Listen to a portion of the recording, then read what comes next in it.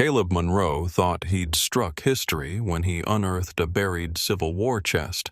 But hours later, black SUVs tore down his dirt road, and men in suits swarmed his farm like locusts. His life's work was suddenly at risk of vanishing overnight. But what happened next will shock even those who thought they'd seen everything. But first, let's go back to the beginning. Caleb Monroe's boots sank into the cold, stubborn earth as he worked his way down the ragged fence line. The November wind howled low across the empty fields, carrying with it the bitter scent of turned soil and fallen leaves. At 62, Caleb bore the lines and calluses of a man who had spent his life fighting ground that gave little and took plenty. His family's farm, once sprawling and full of promise, had withered over the generations into a tired patch of land stubbornly clinging to its place against the creeping advance of paved roads and strip malls.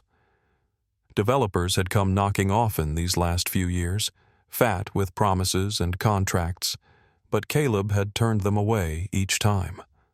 To him, the land was not just property. It was the bones of his ancestors, the sweat of his father, the prayers of his mother whispered into the crops each spring. Selling would have been like selling the graves they had all come from. That afternoon, the job was simple: mend a stretch of old cedar post fencing battered by the latest storm. But as he drove his shovel into a patch near the edge of the pasture, it met something that refused to give. Metal, not stone, rang under the blade. Brow furrowed, Caleb dropped to one knee, scraping away the dirt with methodical, gnarled hands until the outline of a chest emerged, ancient and iron-bound, its surface corroded by time, yet still heavy with purpose.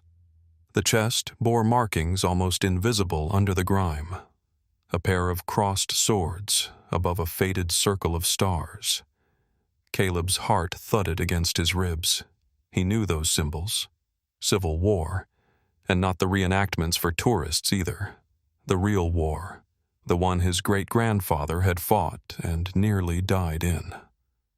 Dragging the chest into his weather-beaten barn, Caleb wrestled it onto his old workbench, the metal screaming in protest. Hours passed in the dim light as he worked it open, every wrench of the crowbar shaking rust loose like ashes from a dying fire.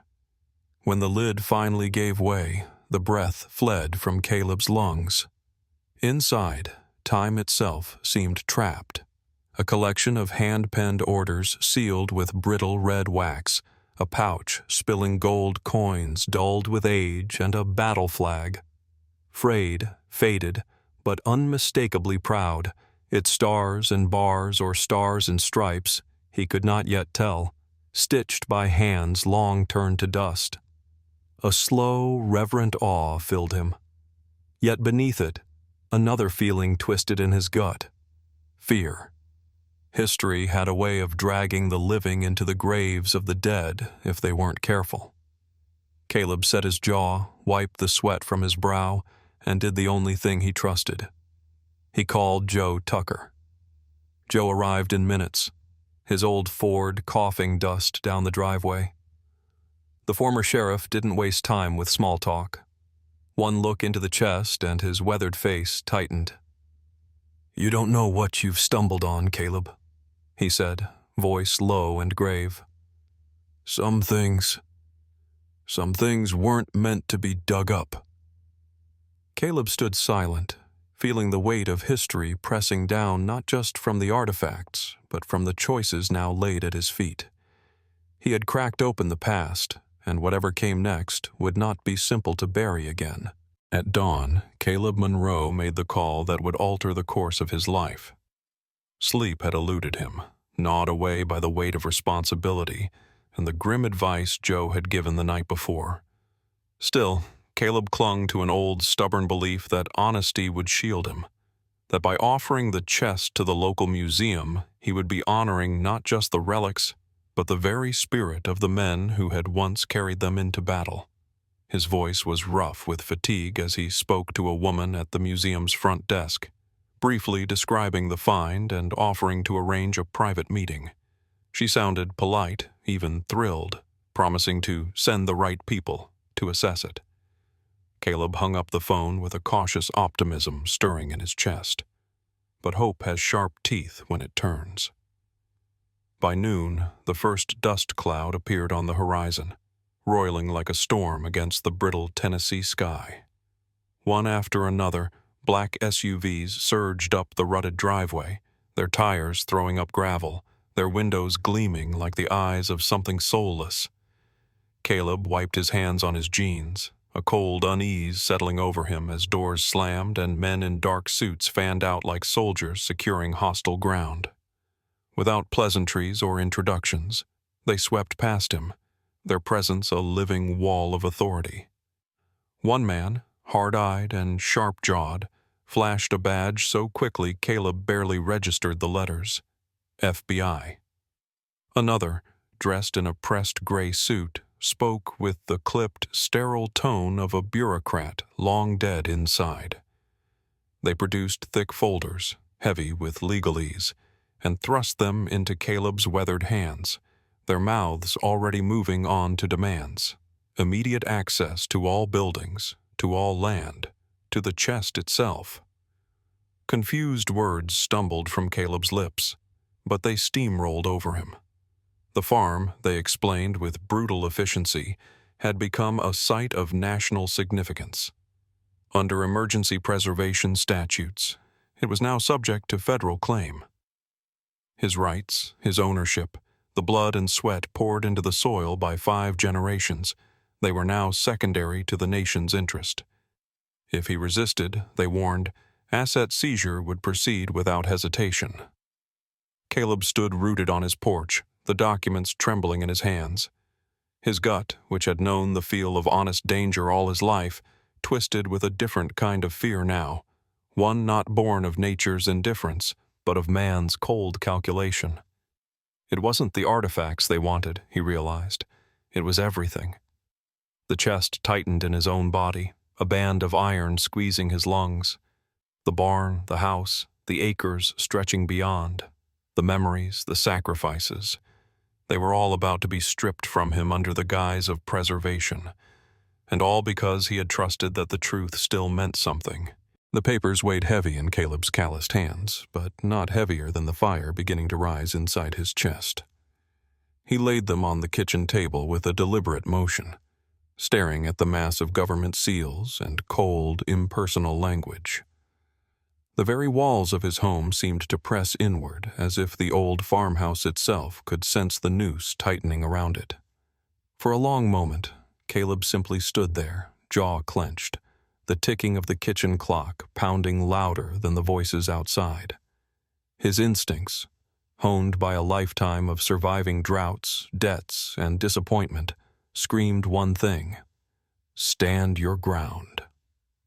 The agent returned without knocking, marching across the threshold like he already owned the place. He gestured impatiently at the papers. "You need to sign, Mr. Monroe. The faster you comply, the easier this will be." Caleb met his stare, unflinching. "You think because you've got suits and badges that makes you right?" The agent's smile was thin and professional.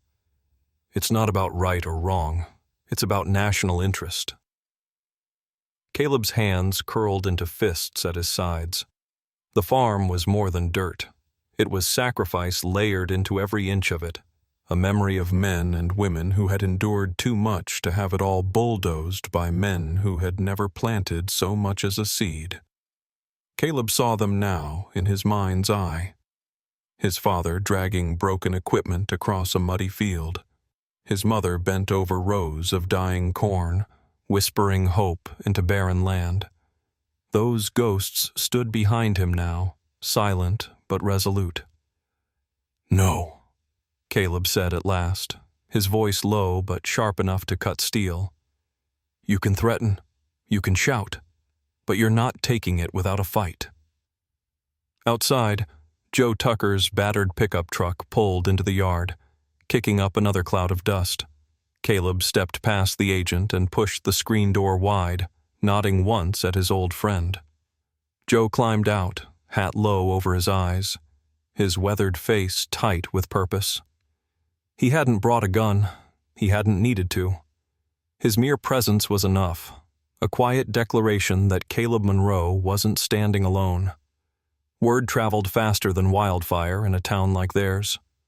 Within the hour, the road leading up to Caleb's farm was lined with pickup trucks and battered sedans.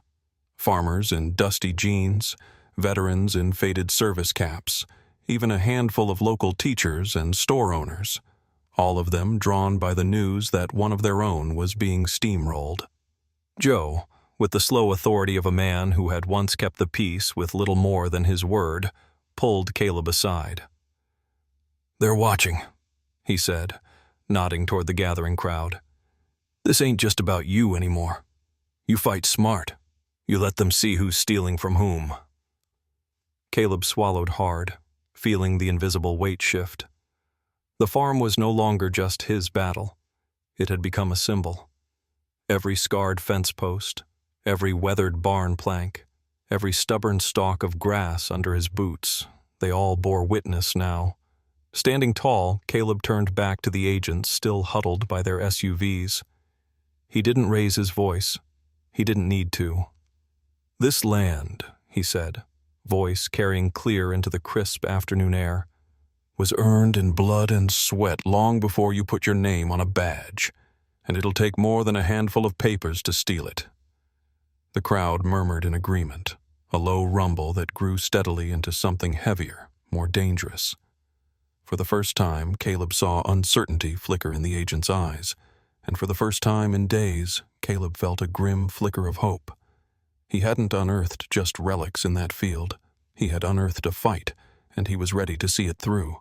The next morning, the rising sun spread across Caleb's land like a quiet benediction, casting long shadows across the fields that had been fought for, endured for, held on to with bleeding hands and stubborn hearts. The black SUVs were gone, driven off not by force, but by the slow, irresistible pressure of truth and community that even bureaucracy couldn't crush. The farmhouse, battered but unbroken, seemed to stand taller against the autumn sky. The fields stretched wide and proud, no longer a battleground of legal threats, but a living testament to the history rooted deep in their soil. Caleb leaned against the porch rail, a steaming mug of coffee in hand, watching as new vehicles, this time clean, marked ones from the State Museum and Historical Preservation Society, rolled gently up the driveway. No blacked-out windows, no barking orders. Just men and women who approached the farm with reverence in their steps and respect in their eyes. Joe Tucker stood beside him, hands jammed into his jacket pockets, silent but watchful. Neither man spoke. They didn't need to. The fight was over, the right way, and the land had been won not through fists or fire, but through quiet, unwavering refusal to be erased. By noon, workers had begun carefully sectioning off the barn, setting up temporary structures to protect the relics Caleb had uncovered. There were photographs taken, documentation filed, and contracts signed. Real contracts this time, ones that named Caleb Monroe as the permanent steward of the site. His farm would become a registered historical landmark, with a modest museum to honor not just the artifacts, but the generations who had lived and died on that stretch of Tennessee earth. It wasn't money Caleb had won. It wasn't fame. It was something older, something harder to forge. Permanence. A promise that his father's calloused hands and his grandfather's sacrifices hadn't been in vain. Children would walk those fields and learn about a time when the nation had been torn apart, and about the quiet men who had stitched it back together not with politics, but with plows and grit and quiet faith. Veterans would find a piece of themselves in the faded flags and crumbling maps Caleb had pulled from the dirt. And when Caleb walked among them, he wouldn't be just a farmer anymore. He would be a keeper of memory, a guardian of blood and soil, a man who had chosen honor over fear, and won. As dusk painted the fields in gold and deep shadow, Caleb sat alone on the steps of his porch, the farmhouse creaking contentedly behind him, the flags snapping gently in the wind from atop a freshly erected pole by the barn. He closed his eyes, breathing in the smell of tilled earth and distant wood smoke, and whispered, "We're still here, Pa." And the land, timeless and unbroken, whispered back,